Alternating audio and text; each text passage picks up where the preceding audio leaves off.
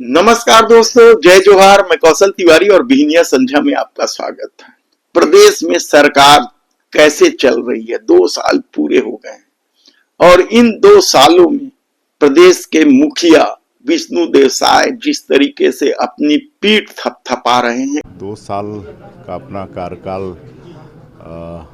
ऐतिहासिक ही कहना चाहिए, क्योंकि जो सबसे बड़ी बाधा वहाँ थी छत्तीसगढ़ के विकास में नक्सलवाद का, उसको हम लोग समाप्त करने में कामयाब हुए हैं। डबल इंजन की सरकार के कारण भी और हमारे जवानों के उद्यम साहस के कारण नक्सलवाद अंतिम सांसें ले रहा है।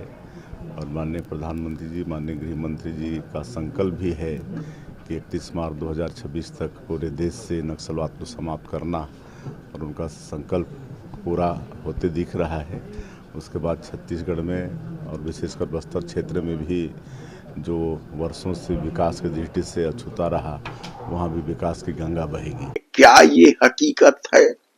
क्योंकि इन 2 सालों में निश्चित तौर पर सरकार ने कुछ तो काम किया है, लेकिन पुरानी योजनाओं का नाम बदलकर जो खेल किया गया, अच्छी खासी योजनाओं की रफ्तार धीमी कर दी गई, उसे लेकर भी कई तरह के सवाल है। और शायद यही सवाल ने मुख्यमंत्री की छवि खराब करने की कोशिश की है।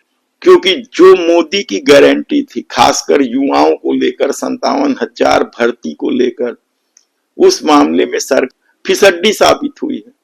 तब ऐसे में भारतीय जनता पार्टी के भीतर भी जबरदस्त उथल पुथल है। सत्ता की मनमानी, अफसरों का खेल आम कार्यकर्ताओं में नाराजगी भी बढ़ा रही है। क्योंकि जो कॉकस सीएम हाउस से संचालित हो रहा है, जिसमें राहुल भगत, सुबोध सिंह, रजत कुमार जैसे लोगों के नाम है, तो ओपी चौधरी को सुपर सीएम का तमगा देकर जो खेल हुआ है, उसकी वजह से क्या सचमुच विधायकों के काम नहीं हो रहे हैं? विधायक भी नाराज है, कहना बड़ा मुश्किल है। लेकिन जो मामले सामने आ रहे हैं वह साफ संकेत दे रहे हैं कि सत्ता में कहीं तो गड़बड़ी है। 3100 रुपए में धान खरीदी, 1000 रुपए महतारी वंदन योजना में देने के बाद भी यदि सरकार की छवि उसके अनुकूल नहीं है या सरकार की छवि को लेकर सवाल उठ रहे, तो निश्चित तौर पर मामला कहीं तो गड़बड़ है। और समय समय पर यह दिखने भी लग जाता है। कई नेताओं के पत्र वायरल हुए इस दौर में सत्ता से सवाल करते हुए, जिसमें ननकीराम कंवर तो प्रमुख रूप से हैं ही हैं, उन्हें धरने पर बैठना पड़ा था। तो बृजमोहन अग्रवाल भी चिट्ठी लिखने वालों में शामिल है, लगातार चिट्ठियां लिखते रहते हैं। तब ऐसे में प्रदेश अध्यक्ष किरण देव को यदि विकास के कार्यों को लेकर गुहार लगानी पड़े, तब आप आसानी से समझ सकते हैं कि सरकार कैसे चल रही है। प्रदेश अध्यक्ष हैं किरण देव और जगदलपुर से विधायक भी हैं। यदि उनके क्षेत्र में भरपूर पैसा होने के बाद भी काम नहीं हो रहा है, काम उनके द्वारा दिए गए काम के प्रस्ताव को नजरअंदाज किया जा रहा है और उन्हें विधानसभा में उठाना पड़ रहा है, तो आप समझिए कि क्या खेल है। हालांकि किरण देव के नाम मंत्री मंडल की सूची में भी शुरुआती दौर में था, लेकिन उन्हें प्रदेश अध्यक्ष बनाया गया। और उस किरण देव को यदि विधानसभा में अपने क्षेत्र के विकास के लिए सवाल उठाने पड़ रहे हैं, तो समझा जा सकता है कि सरकार कहां से और कैसे संचालित हो रही है और अफसरशाही किस कदर हावी है। जबकि जगदलपुर क्षेत्र में, चाहे सुकमा हो, दंतेवाड़ा हो, बीजापुर हो, जगदलपुर हो, कहीं भी पैसे की कमी नहीं, क्योंकि सीएसआर मद से ही वहां 14,000 लाख से अधिक रुपए आते हैं फंड में, इसलिए फंड की कमी तो है नहीं। तब यदि किरण देव को विकास के लिए विधानसभा में गुहार लगानी पड़ रही हो, तब आप समझ सकते हैं कि छत्तीसगढ़ में सरकार किस कदर चल रही है, किसके भरोसे चल रही है, कहां से संचालित है। हालांकि कांग्रेस ने कई बार सत्ता के 2 साल को लेकर गंभीर सवाल उठाए हैं, पूरी तरीके से फेल बताए हैं, रिमोट कंट्रोल से संचालित सरकार भी कहा है। 2 साल में भारतीय जनता पार्टी की छत्तीसगढ़ सरकार पूरी तरीके से विफल साबित हुई है। मुख्यमंत्री श्री विष्णुदेव साय अपनी सरकार की झूठी यशोगान कर रहे थे प्रेस कॉन्फ्रेंस में। हकीकत यह है कि पिछले 2 साल में उन्होंने मोदी की गारंटी के नाम पे एक भी वायदे को पूरा नहीं किया।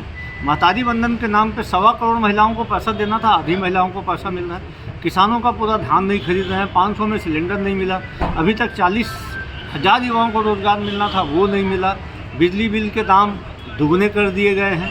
400 बिजली बिल की जो छूट थी उसको ख़त्म कर दिया गया है। तो हर मोर्चे में यह सरकार असफल साबित हुई। मुख्यमंत्री जी किस बात का गुणगान कर रहे थे? मुख्यमंत्री जी का आत्मावलोकन करना चाहिए कि उनकी सरकार में किस प्रकार से कानून व्यवस्था के नाम पे 4 एसपी को हटाना पड़ गया, एसपी कलेक्टर कार्यालय जलाए गए थे। तो भारतीय जनता पार्टी की सरकार पूरी तरीके से विफल साबित हुई।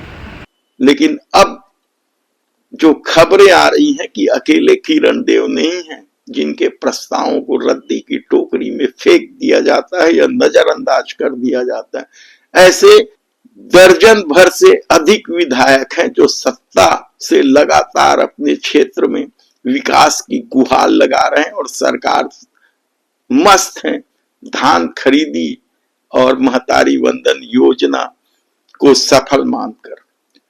नक्सली मामले में सरकार को पुनर्वास नीति बनाने की आवश्यकता है, अच्छी बात है, लेकिन सरकार को अपराध वापस लेने की बातों पर कहीं ना कहीं संशय है, एक प्रश्न चिन्ह है।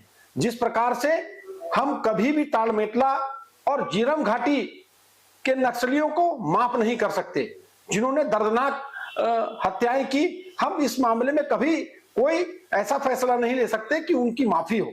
उसी प्रकार से अपराध के मामले में भारतीय जनता पार्टी ने राजनीतिक मामलों को लेकर एक कमेटी बनाई थी। उसके हाल को अगर आप देखेंगे तो वहीं का वहीं है, उनके केस वापसी नहीं हो रहे हैं। तो छोटे कैडर के नक्सली पर सरकार पर कैसे केस वापसी पर विश्वास करेंगे? ये अपने आप में एक प्रश्न चिन्ह बना हुआ है। सरकार कहीं ना कहीं इन पूरे मामले में जिस प्रकार की स्थिति सरकार बना रही है, मैं समझता हूं अपने आप में एक बड़ा सवाल इसमें खड़ा हो रहा है।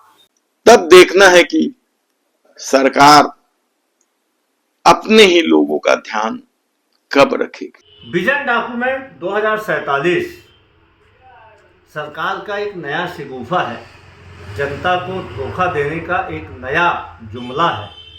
अरे आपको जनादेश 2028 तक मिला है, 2028 तक में भी 2 साल आपके पास से निकल गया है।